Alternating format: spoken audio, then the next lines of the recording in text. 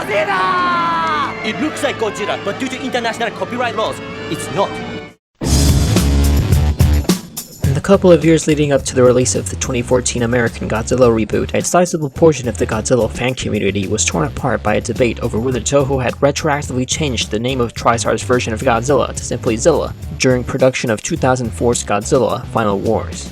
The furor intensified once it became known that Zilla would appear in the next IDW comic, Rulers of Earth, his first sighting in Godzilla media since Final Wars. At stake was nothing less than, well, the standing of one poorly received Hollywood blockbuster in a franchise that has lasted for over half a century.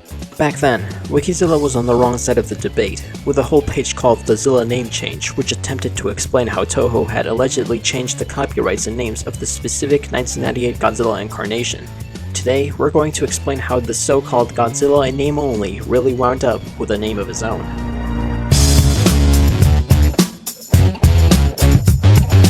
In 1992, Toho and TriStar's parent company Sony agreed to a contract that would allow the young Hollywood studio to use the character and likeness of Godzilla in its own film. Toho would have to approve Godzilla's new appearance, and could do whatever it wished with the design after the film was released and Sony's rights reverted back to Toho. However, both companies would own the copyright to Sony's film in perpetuity, Toho in Japan and Sony in the rest of the world. Changing that copyright would require mutual consent. As the marketing for the film ramped up in late 97 and early 98, Sony became convinced they had the blockbuster to end all blockbusters on their hands. They paid Toho $5 million for the rights to produce a sequel, so long as its development was well underway within 5 years of the first film's release. This also postponed Toho's ability to use the TriStar design on its own. And, well, you know how the movie turned out.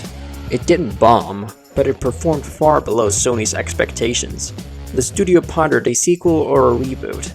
Ultimately, it chose neither, and its rights to a follow-up expired in 2003, 1 year before Godzilla's 50th birthday. For the film that would celebrate this anniversary, Toho held nothing back.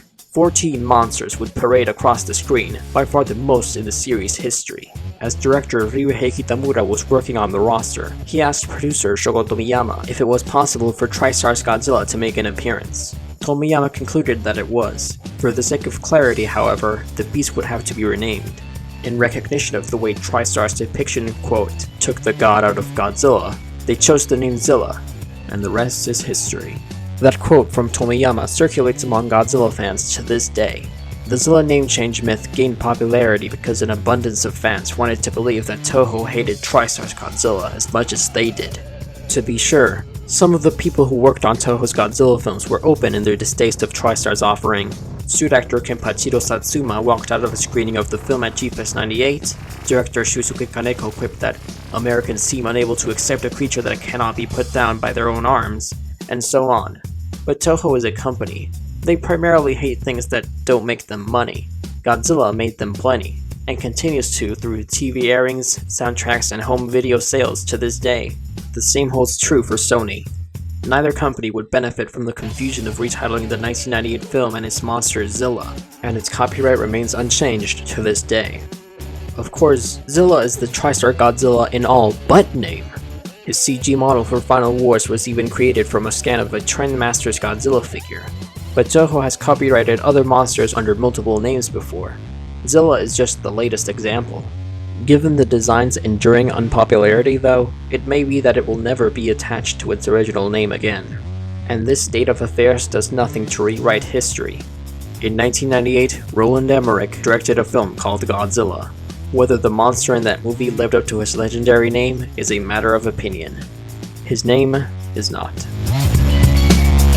Much of this information is sourced from Keith Aiken's monumental Godzilla Unmade article hosted on Sci-Fi Japan. Check that out for more details if you're interested.